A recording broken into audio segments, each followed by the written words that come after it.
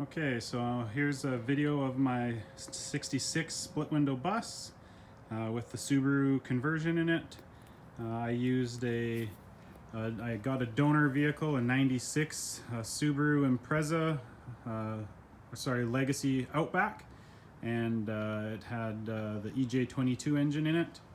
And I took out the engine and the harness and had the motor refreshed with new seals and gaskets and bearings, new oil pump, new water pump, things like that. Not a full complete rebuild, but it looked good when it was opened up. New rings. And then I bought some dual port heads from a 95 Subaru and had those done at a machine shop. And yeah, basically put everything new that I could, new timing belt, new covers, etc. We'll get into that, I'll get over there. I don't have the exhaust on yet, but this is it. Basically, most of my parts are from Fellows Speed Shop in the UK. So this is the exhaust that's going to go on. There's supposed to be a bracket welded on right here, and I'll show you where that goes. Okay, so at the back here, obviously you can see that the rear apron's not on. This is what I have for my apron. So this is not from a 66 bus, as you can tell from the latch, but this is what I've been using. So I just got a piece of angle iron from, I think it was Home Depot, drilled a couple holes that match for the mounting, and then I took off my engine lid latch and I screwed it on. It works quite well, actually. It closes, and when the bumper goes over, you almost can't tell. I'll probably eventually use this one, but in order to clear the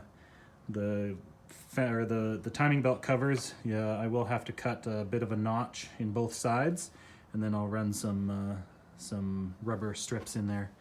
But that's that. So for the inside, this is the swap. So I'll just pan right to left. So this, yeah, as you can see, the new timing belt covers, which look great. So this is obviously the bottle and the mount, the custom mount that came with it. There's a ground for the temperature switch, which you can see right back in here. The outlet on the bottle, I drilled a hole and had a heater hose grommet that is made for 5/8 heater hose that goes through the firewall. So I drilled a hole there and it runs underneath. Again, I'll show you that. This hose goes to the radiator. There's a spigot on the top of the radiator that this goes to for bleeding. And then obviously there's this hose here, which also goes up to the coolant bottle. The main outlet for the engine comes around, goes through the back of the firewall with the grommet back there. And again, I'll show you those underneath. Moving up here, for my year of engine, there's the 19mm breather that connects straight to the throttle body silicone 90°. And then for the air intake, it's just a straight tube. There's a couple of fittings, just barb fittings here for the valve covers, so right and left. And then going up here, mine has a mass airflow sensor. So my mass airflow sensor is just a reducer for that with a silicone. Mass airflow sensor plugs in with the wiring, and then there's my filter, a couple of brackets that I made up that basically just bolt on. There was an adapter that you can get for a cone filter off of Amazon or eBay, and I just bolted it straight to those, and they fit nicely in this area, so it's nice and solid. Nothing moves around. And the cone filter itself is nicely situated right there near the vent. Okay, backing out, this is the wiring. So I actually I made my own wiring harness. This is just the alternator wire that I spliced all of the whites together with a battery fitting. The alternator charging light wire, which will connect straight to the bus's alternator wire. Back here, connected everything else up. Oil pressure, ignition switch is in here as well, right here, and that goes to my my Subaru wiring. So obviously the battery's not in right now, but it will be. What else can I say about the engine? That's pretty much it. Oh, I have a shortened sump. So shortened oil pan, which I originally had a kit from Subi Swaps down in San Diego. Absolute nightmare. But this is the sump that came with that, so I'm really hoping it actually works. Otherwise, I'm going to have to find a different one. Yeah. Anyway, I'll show you underneath here. There's also the crossbar that came from fellow Speed Shop. So here's the engine brace bar. Goes up, mounts on each side to the frame rail. Comes underneath. There's these rubber vibration dampeners which bolt into the main engine support, or the main engine mount that used to be there. Comes underneath.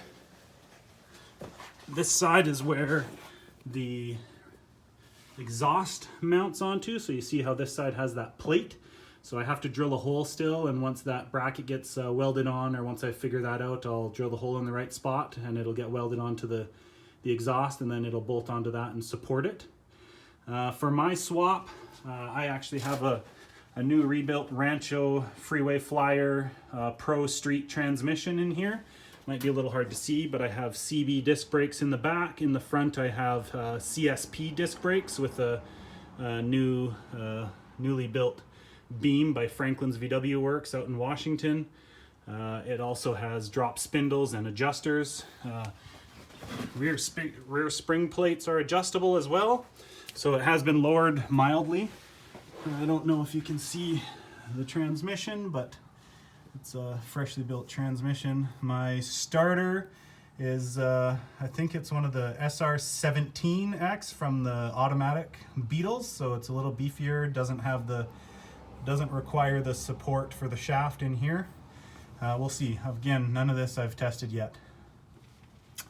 For the inlet on the radiator, so I actually made this hose myself. The one that came from fellow Speed Shop required that you drill a hole in the side of your main frame up front here. I'll show you where that goes, and I didn't like that idea, so I bent this one up myself, and I have it running up underneath on just one of the side supports, and you can see it going all the way up to the front where the radiator is. This is the radiator sitting underneath the bus as a belly mount.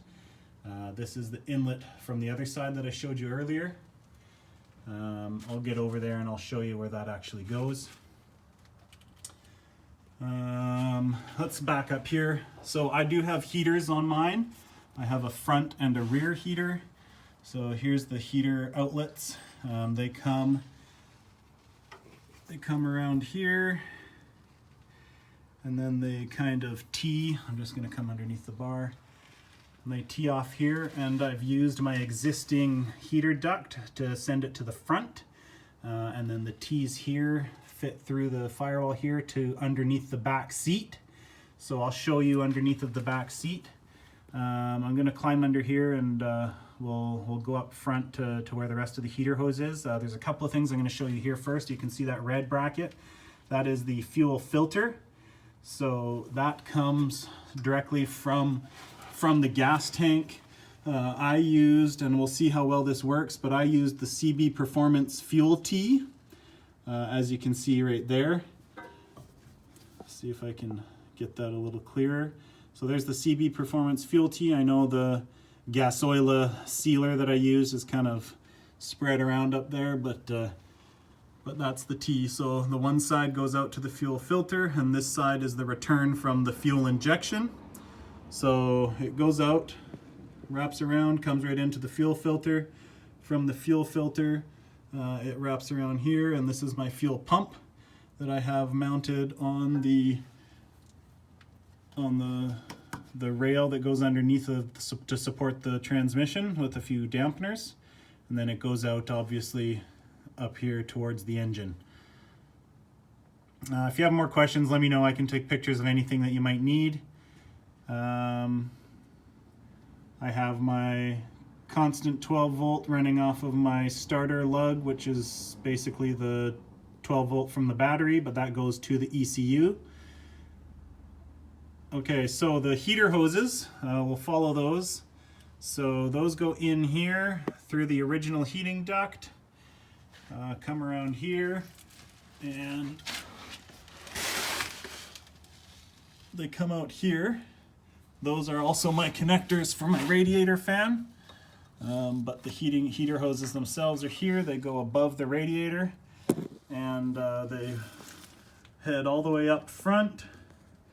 I've got hose clamps all the way through.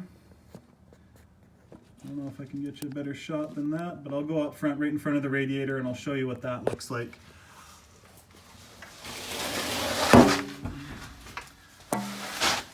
Okay, so here's where the heater hoses come out. Again, this is the radiator with the scoop. Here's that that outlet I was telling you about for the water, or for the coolant bottle. So it comes out the top here, and that hose goes all the way to the coolant bottle itself. So yeah, front view of the radiator. Now that outlet, or the return line from the radiator, is right here. So what I've done is I've put a 90-degree silicone right here.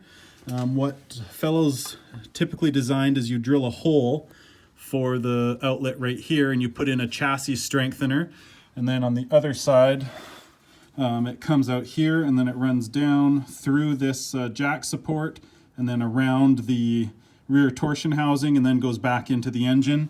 I didn't want to have to weld in a chassis strengthener, and I didn't want to have to drill a hole, so I just made a 90 going right beside the radiator, and you can see how it runs alongside and then goes out through the back there. Dual 11-inch fans, which are wired together for now. I'm not sure if I will end up separating them for like a high fan, low fan, but for now they're going to be just one speed. Heater hoses continue through, again, the existing heater holes.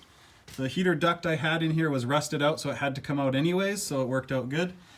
Here they take a left, and then they go straight up into the cab, again with those same heater grommets, firewall grommets for heater hose.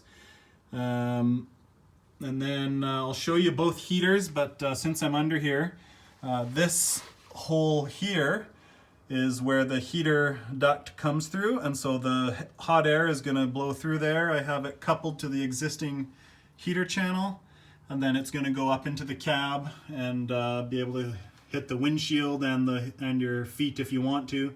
There's a second one up front under or inside the bus. I'll show you that. This is my CSP disc brake kit with my built beam from Franklin's VW Works, so it's adjustable and has flipped spindles as well. I also had, I don't remember who it was, I'll have to look that up, but I had custom e-brake cables made because the rear brakes do have e-brakes, and so it's a one continuous cable for the e-brake.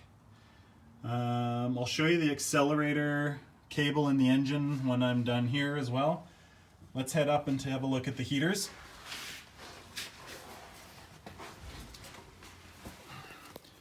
So the rear heater, I apologize for all the stuff in my bus, that's how it works. The rear heater is right here underneath the back seat. It fits perfectly. I made sure to put the seat down and line it up and make sure that it fits properly. This is the heater hose, or the heater wiring, which goes to the front to a couple of switches, and I'll show you where that is. But here's the heater hoses going through the firewall to the engine, which I showed you earlier. 3 outlets. I have just barely enough room to be able to route them, and I have a louver kit that I might put across a board that sits underneath of the back seat. Here is my ECU. It looks kind of like a mess, but like I said, I built the harness myself. I used Subaru videos to help me weed out all the wiring and get everything done. This is the simulated VSS that I bought from enginewiring.com. I'm hoping that it works. If not, I think Jeff Robinault at Auto Ventures LLC has something out that he's starting to sell, so I might look into that. Original Subaru grommet that goes through the firewall. Original ECU for the engine. This is my fuse panel. I obviously have more than I need, but this is it. These two are for the fans down below. I have two 30 amp fuses for those, and those are just looped together for now. And then there's obviously the fan coming into this one, so the relay will control both of them. The ignition wire going to the Volkswagen ignition wire through a 15 amp fuse, another 30 amp fuse for the 12 volt battery going to the Volkswagen 12 volt on the starter lug like I showed you, and then the fuel pump, which is a 15 amp fuse, which is going straight to the fuel pump. This is all my relays, so I just bolted that down to the bolt for the ECU. I'm gonna go show you the front heater, and then I'll show you a couple more things in the engine.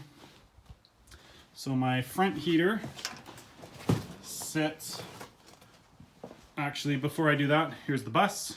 I kind of like the patina, so I'm gonna leave it for now. Okay, front heater.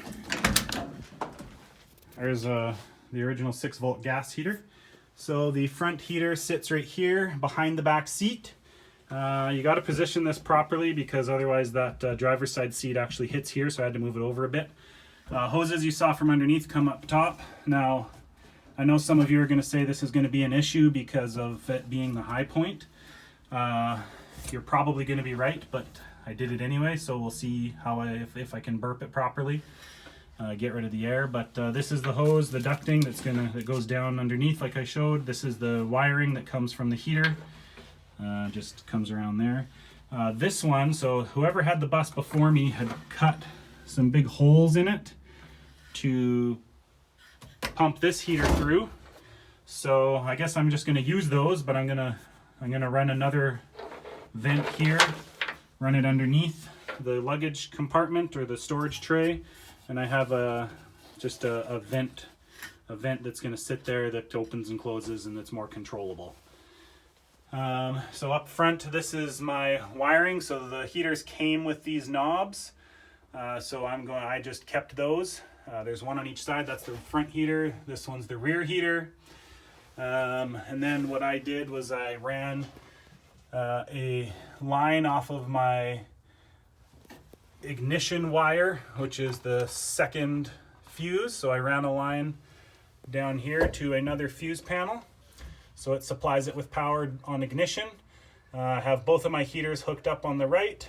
These are just auxiliaries. One's for a dash fan and the other one's for an electric washer pump, because the cap on my fluid washer doesn't work anymore. I will probably replace it with an original, but anyway, so I just mounted my fuse panel here for the front heaters because it was a good spot for it. With a couple of fuses, we'll see if the fuses are big enough. If not, I'll change them. There's the fan. That's a 6 volt fan that has a 12 volt converter on it. Okay, so let's head back here to the back. I'm going to show you a few more things. As far as accelerator cable goes, I have an HD accelerator cable that you can buy off of CIP or pretty well any part store, the 15-foot ones that I have in there right now. This is the one that comes from Fellows Speed Shop. It is definitely a little bit thicker, so I'm going to end up running this. But basically what I did is I just got a cable out eyelet because I'm running a Rusty's accelerator mod that I can show you as well, but it's basically a ball bearing accelerator up front. So I just put an eyelet on that fits perfectly on the bolt that they have ready, and then the other end fits onto the Subaru accelerator in the back here, just with one of these barrel clamps. So when buy the kit from Fellows, it comes with one of these cables for the accelerator, which fits directly onto the existing Subaru bracket, and then goes around the throttle body and fits on there. So that's the cable I have in there now, but I'm going to change it out. It's just smaller than I want, and the other end doesn't work that well.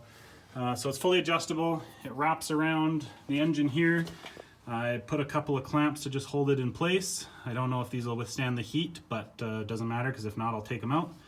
And then I'll show you underneath what they do underneath. So it's one continuous cable. There's no splicing or anything like that. Let's head under here and I'll show you that really quick.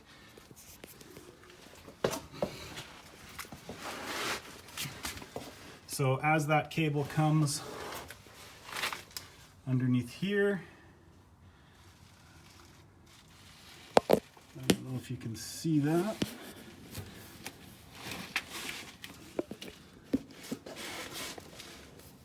So right in here, there's a piece of fuel injection hose that basically holds the sheath or the cable, and it goes onto the existing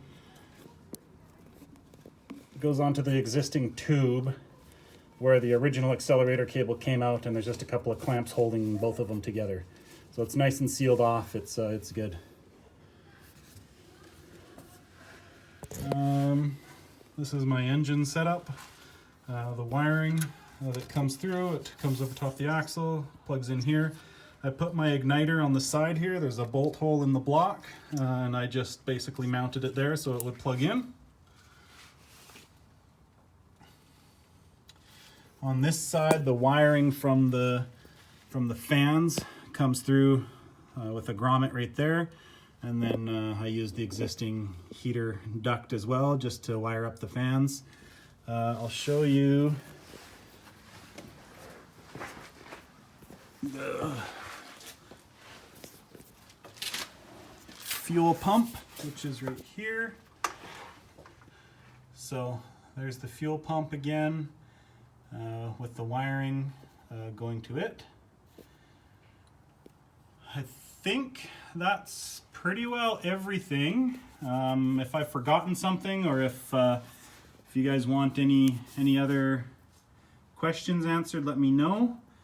I guess I could show you this actually. So this is the inlet for the radiator. So this hose goes up there and then through the firewall, as you can see. Silicone connector and into the radiator. So I apologize if this is a little long, or if it's a little shaky. I'm just crawling around. My garage is not set up great. I don't have a lift, etc. But you know what? It gets the job done. Let me know if you have any questions, or if you want any photos or anything of any other stuff. Anyways, there you go. Thank you.